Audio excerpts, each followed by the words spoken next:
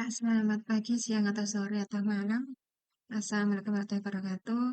Kita lanjutkan belajar kita mengenai diskrit. Hari ini kita akan belajar mengenai prinsip pigeonhole atau sarang merpati. Oke, kita mulai saja.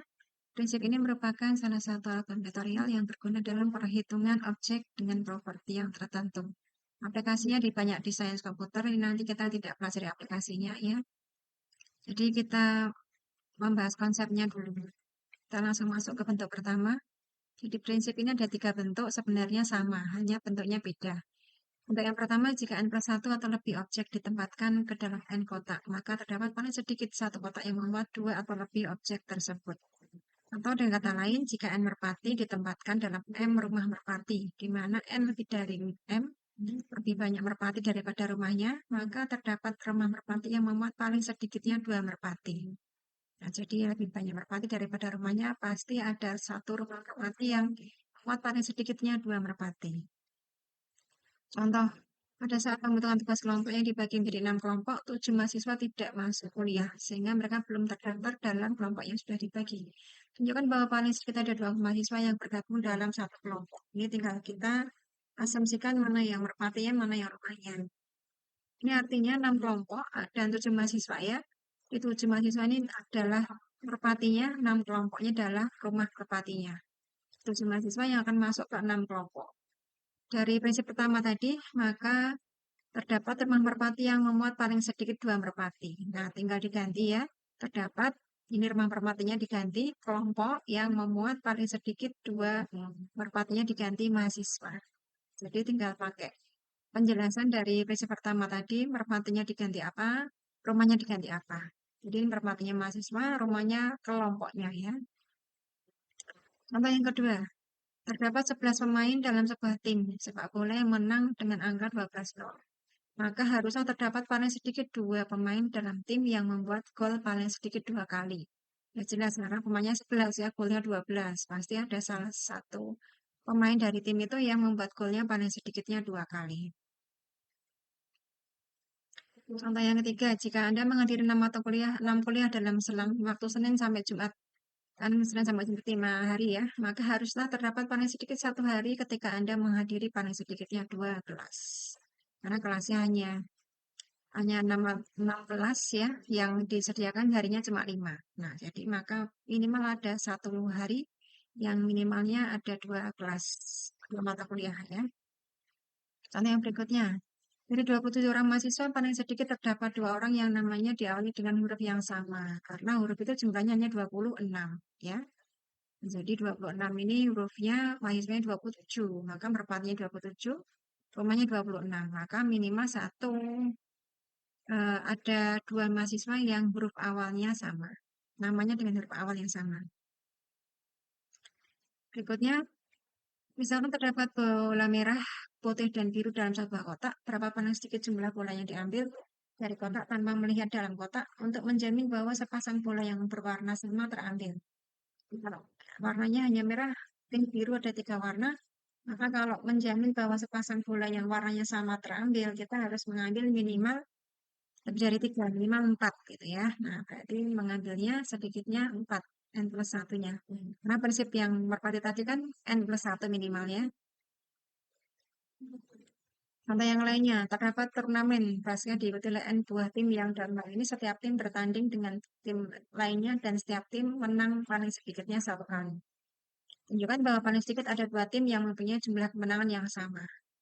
Jadi kalau kemenangannya setiap tim paling sedikit 1 kali, maka paling banyak N-1 kali ya. Karena lawannya kan harus dengan yang lainnya ya, N-1.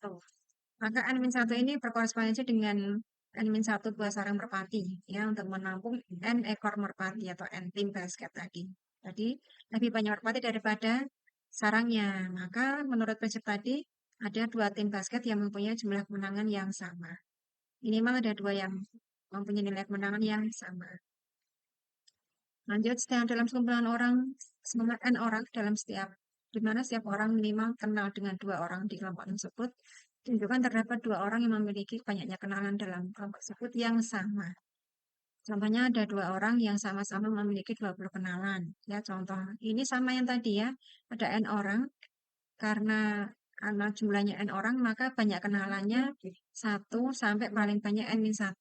Ya kan? Karena paling banyak N-1 kenalan, dan orangnya ada N. Nah, maka kan ini paling gampang pakai prinsip yang tadi. Yang pertama tadi, jumlahnya N, yang kenalannya N-1. Maka minimal paling sedikit ada 2 orang yang memiliki jumlah kenalannya yang sama.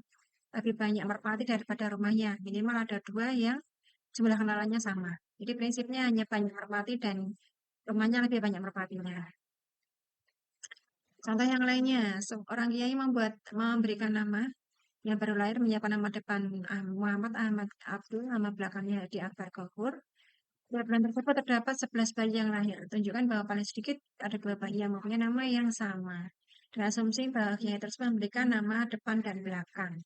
Nama depannya ada 3, belakangnya ada 3. Depan lanjut belakang. Berarti namanya ada 2 ya, nama depan belakang. Maka prinsip perkalian ini prinsip yang berlanjut ya, yang setelah nama pertama, nama kedua. Jadi yang pertama ada 3, yang kedua ada 3 juga. Jadi nama yang disediakan ada 9, sedangkan bayi yang lahir 11. Nah, lebih banyak merpati daripada rumahnya kan. Jadi minimal paling sedikit ada 2 nama yang dipakai untuk satu. Ada kombinasi nama yang dipakai dengan namanya sama. Ya, minimal 2 bayi itu namanya sama. Jadi prinsipnya hanya melihat merpatinya lebih banyak daripada rumahnya. Maka paling sedikit ada 2 merpati yang masuk dalam satu rumah yang sama. Ya, kalau ini merpatinya berarti kan bayinya 11 ya, lebih banyak daripada rumah merpatinya 9. Namanya hanya 9, yang disediakan hanya 9. Jadi minimal ada 2 bayi namanya sama. Nah, bentuk yang kedua. Jika F merupakan sebuah fungsi dari suatu himpunan, ya, ke suatu himpunan terhingga dari Y dan jumlah X lebih besar dari Y, maka Fx1 sama dengan Fx2 untuk beberapa X1, X2 elemen X, di mana X1, X2-nya tidak sama. Nah, jadi kalau ini sebenarnya sama yang tadi. Kalau tadi jumlah merpatinya N, rumahnya M ya, ini dituliskan merpatinya sebagai himpunan X. Jadi jumlahnya atau banyaknya X lebih dari jumlahnya Y. Banyaknya X lebih banyak daripada Y. Maka terdapat minimal 2 ya, Fx1, Fx2 ini sama, hasilnya sama. Di hasilnya sama itu rumah merpatinya sama. Untuk beberapa X1, X2, di mana X1, X2-nya nggak sama. Jadi ini sebenarnya sama, hanya ini menulisnya dalam kalimat matematis fungsi. Kalau tadi kan dalam kalimat bahasa Indonesia, deskripsi biasa ya. Ini dalam model matematik sebagai fungsi. Contoh soal yang lainnya adalah membuat kode mata kuliah untuk mata kuliah tertentu di bidang informatika dengan cara menambahkan 3 angka pada huruf TIK. TIK kemudian angka pertama, kedua, 3. Terdapat 51 mata kuliah yang harus diberi kode dan 3 angka yang harus ditambahkan pada huruf TIK harus berkisar antara 101 sampai 200. Menunjukkan bahwa terdapat paling sedikit 2 mata kuliah yang diberi kode dengan angka berurutan.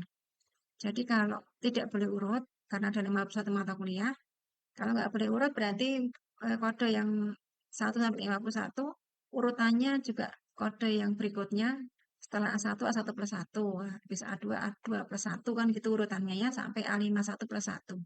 Jadi kalau tidak boleh urut itu harus menyediakan angka sejumlah 51 plus 51. Jadi ini 102 nomor. Kalau tidak boleh urut ya, harus ada 102 nomor. Padahal yang diminta tadi penambahan hurufnya pada TIK ini harus berkisar 1 sampai 200. 101 sampai 200 itu hanya 101 angka ya. Nah, jadi kalau harus menyediakan angka yang tidak urut harus menyediakan 102. 102 itu kalau dari 101 harus sampai 201. Karena ada 100 nomor yang disediakan, jadi yang disediakan 101 sampai 200 ya. 101 sampai 200 itu ada 100 angka. Hanya 100 angka. Kalau nggak boleh urut itu harus menyediakan 102 angka.